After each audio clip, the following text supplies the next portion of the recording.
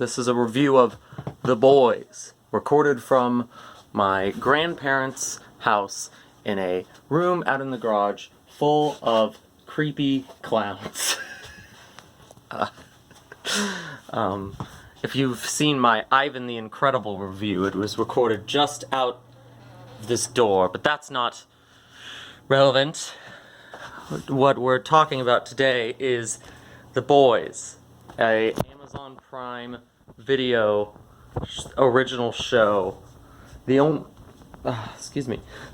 one I've watched. Now, this show came out around a year ago, I think, and it, I didn't get around to watching it at the time. I didn't really, have Prime, and I was watching other things. I was busy with life, and then I went off to university, and then the pandemic shut everything down. So now I'm here, and I've watched The Boys, and oh man, what a show. So for those who don't know, because The Boys is such a The Boys is such a generic title that it could honestly mean anything. Let's hear it for The Boys! The Boys is a superhero show, but I say superhero only in the sense that that is the genre, because the gimmick, the twist, is that none of these characters are heroes, really. Basically, this is a world where superheroes are commonplace, people, crime fighters who work under corporations, basically. They're basically celebrities, law enforcement, they're basically celebrities, law enforcement, and, political figures all wrapped into one. And that comes with, all the bad things. As you can see, the room's out in the garage.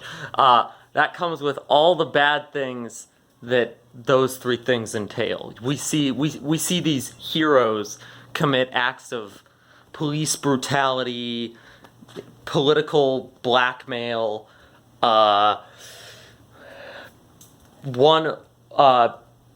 using celebrity power to commit sexual assault, basically. All that stuff is a part of the show, and I think the smartest thing the show does... Actually, I don't even know if this is the smartest thing the show does, but the smart thing the show does is that it centers most of the story around a group of non-powered, normal people who have this mission to basically out the superheroes for what they are. And these are the titular boys. I don't know why I'm just walking around this garage, but I'm in a walk around mood. So we're just gonna house tour. So yeah, the titular boys are this group. The lead character, Huey, his girlfriend gets ran through by the super speed Flash character and killed. And this sets him out on a revenge quest after he meets Billy Butcher, this Carl Urban playing this rough and tumble, thick accent character. That was that was supposed to be Cockney British kind of thing, but it didn't sound like it. It's fine. So they are in this group. However, there's also, it does this duet thing between the, just walking in and out of this room, between the male protagonist Huey and a female protagonist who is a young early 20s-ish, about the same age as Huey, girl from Iowa or something, rural girl, who has superpowers, and she's accepted to join the most prestigious superhero league known as the Seven. The Seven. There we go. I joke. Haha. Laugh.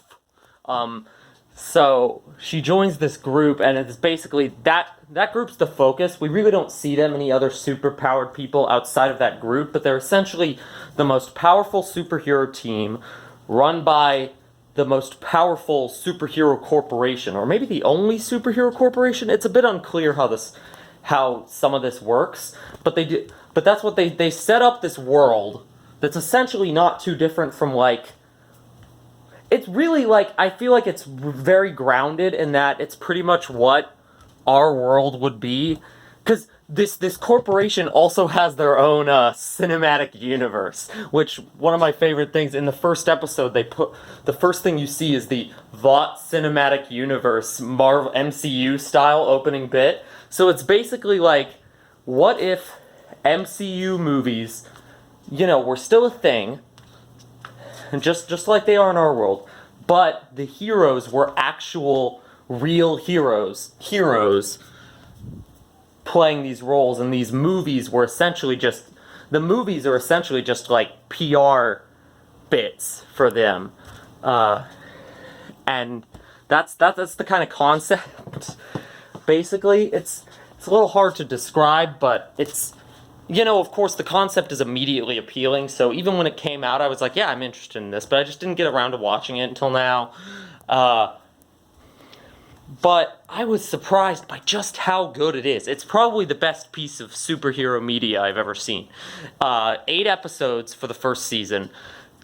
Pacing is superb. I don't know if I've talked about this before, but I really dropped off on the Marvel Netflix shows because I feel like, for 2 reasons. The Marvel Netflix shows always have pacing issues. They're either too long or too short. Like, their first couple, Daredevil and Jessica Jones season 1 were probably the best they did, but then their shows got increasingly worse with the pacing. So then for their team-up show, The Defenders, they cut it from 12 episodes to 8 episodes, presumably to fix the pacing. But if there's any series that you would want to have 12 episodes worth with to pace properly, it's the one where you're teaming up 4 heroes and their stories. So then The Defenders, that was the first one I stopped watching midway through because the pacing was so bad. This show is so perfectly paced that the MCU Netflix shows have such a pacing problem. The other problem they have, I don't know why this is turning into a thing on the MCU Netflix show. I could do a whole separate video on why I lost interest in Marvel Netflix shows. But the other issue I have with them is that they tend to be a little too grim dark. Like the idea of it in Daredevil was appealing because a lot of the superhero media at the time was very light, and the MCU content still is.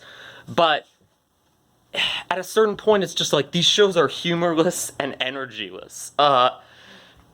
And the boys does not have that problem. That's another thing I really like about The Boys. It gets really dark. There's the lead girl, Starlight, she joins the superhero team, and, at first she's welcomed in and they seem nice, and then one of the superheroes who's like, and then one of the superheroes, like, pulls his dick out at one point and is like, have sex with me or I'll get you kicked off the 7. And so it's like, oh shit, it's like, and so then she has to grapple with that stuff for like the rest of the season. And she's grappling with all this stuff, like questioning her sort of faith and belief in superheroes, like, what she thought being a superhero meant and all that stuff. Because her character is essentially like the inside look at the 7. She comes in as this idealistic, true superhero figure and then realizes they're all just kind of corporate PR piece mess. Because each member of the 7 is, at best, someone who intended to do good but had their human flaws get in their way, and at worst, complete, utter psychopath villains. There's the leader of the group, Homelander. I could probably make a whole video on his character, but he seems from the first episode like the most heroic of all of them, and each episode is really good about slowly building him into this more terrifying figure. They actually, I feel like they make him purposefully seem amicable in the first episode, so we can be fooled the same way that everybody else in the world around them is fooled by him. Because of all of them, he's the one who has by far the best PR, and that's very important because essentially in this show, the hero's weaknesses are not any sort of like kryptonite or anything like that, really. It's essentially just PR. their weaknesses is PR. If the boys can like damage their reputations enough that they're sort of ousted from their super teams, or there's a subplot about the superheroes, should they be allowed to join the military? And that's part of the thing, is like, okay, if their PR gets damaged enough, they're not going to be able to join the military. And so it's like, essentially their weakness is PR, and the main leader of the team, Homelander, has by far the best PR of all of them, but he's the most villainous. So it's kind of the slow building thing. There's a whole backstory of why Billy Butcher hates Homelander, and that story is like dark. As dark as any story you could see in Daredevil or Jessica Jones or Luke Cage. But the show isn't so wrapped up in this box of... It's not so... I'm trying to like motion with two hands, but I'm holding a camera. I'm just laughing at the absurdity of this. The show is not so obsessed with like pigeonholing itself in this box of this works. It's not so upset. I'm gonna stop walking around now. It's not so obsessed with pigeonholing itself in this box of, oh, we gotta be dark, we gotta be edgy, we gotta shock the audience. I think the Marvel Netflix shows try too hard to shock the audience sometimes. But now you get to see all the clowns. Lovely. That's the clowns. It's not too wrapped up in trying to pigeonhole itself into being the dark alternative to the MCU movies, which is what the Marvel Netflix. It's content to like it shifts tones.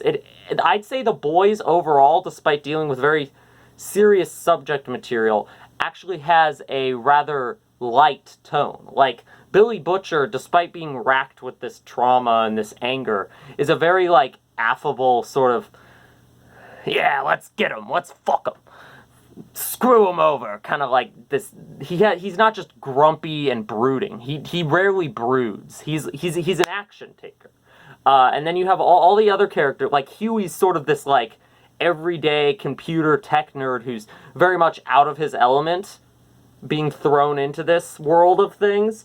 And so he's got this personality. There's a lot of fun riffing on even the, like, abuser character, the one who pulls his dick out in front of Starlight, has this sort of funny subplot going on where really the humor is like, and I is just like, he basically gets ousted from the Seven at one point because she fesses up on him. These are like minor spoilers in the grand scheme of things.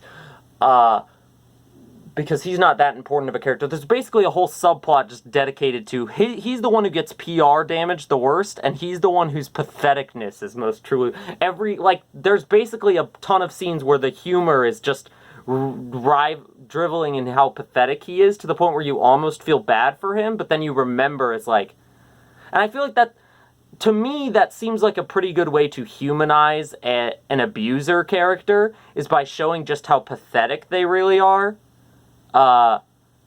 Like, showing just how broken and flawed they really are, without sort of, like, making them as this super smart deep. But not all the characters in the Seven. Each character, there's a Flash character, there's an Aquaman type character, there's a Wonder Woman type character, the leader is the Superman type character, Homelander.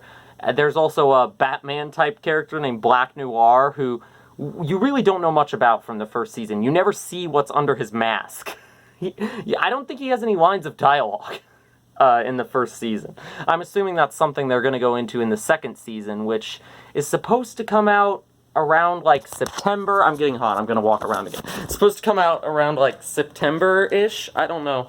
But I just got to, like, the pace, I love each episode, like, sort of adds new elements to this world. Like, in one episode, you're learning more about this. In the first episode, you're setting up the characters. Then the second episode, you learn more about the Seven. Then at a certain point, you start being introduced to, like, religion, because Starlight comes from a religious area. And you start seeing how, like, religion is played up in this world where there are superheroes. And you start to... Then you start to learn more about what the government is up to with the heroes, because the government doesn't quite trust them.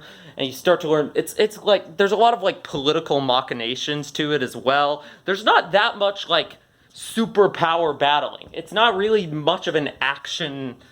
Like, even the marketing makes it look more action-packed than it is. It's very much like character drama and political drama and like exploring this world where the corporate superheroes hold all the like social media presence, and then this team of, it's the truest definition of an underdog story. And the villain character, the main villain, you know, the leader of the seven, you know, he's probably one of the scariest villains out there, because he's a villain who's, did I just zoom in the camera by mistake? Oh, I guess I did. All right, awesome. Didn't mean to do that. I wiped spit off the camera and zoomed it in. We're gonna end this video very soon. He's kind of, Homelander, I'll just say, is kind of the most terrifying villain, because he's a villain who's rather, like, he could easily try to be a supervillain and just like take over, and like he has the brain for it, but instead he like chooses to kind of, he knows how to manipulate PR so he can disguise himself as a hero, essentially, like, so that people will, and it works. Like, people see him as this heroic figure, but they're also kind of terrified of him. I could do a whole video on his character. It's great seeing how they do a really good escalation of scale without having to slow down the pacing too much. Like, a lot of these shows, you know, they'll have a drop in the middle, or they'll start strong and then falter, or they'll muddle around and then end strong. The Boys is like 8 episodes. It gets exactly how much as it needs to in, and it's perfectly told. Perfect pacing, and that's why I say the perfect pacing combined with the concept and these characters is why I'd say it's actually the best superhero show I've ever seen, hero show I've ever seen. And if you have Amazon Prime, which honestly you should get it, because it's Prime Video comes free with Amazon Prime. So if, you know, like, I use my mom's Amazon Prime to watch these Prime Video shows. Like, honestly, I'd say Amazon Prime, especially in this pandemic time, Amazon Prime, worth getting, even though you have to support Jeff Bezos. But The Boys, if you have Amazon Prime or are thinking about getting it, it is absolutely worth watching. Like, it's almost worth having Prime Video just for The Boys alone. It's that good. And that's all for this video. I'm filming in a garage. Arrivederci!